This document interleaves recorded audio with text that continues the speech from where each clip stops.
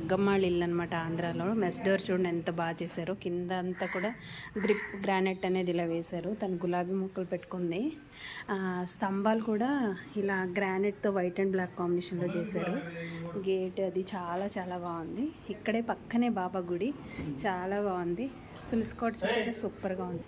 చాలా అంటే చాలా బాగుంది. కిందంతా కూడా బ్లాక్ అండ్ వైట్లో ఇలా కింద ట్రయల్స్ వేసారనమాట. చుట్టూ పహరే ఇలా ఉంది.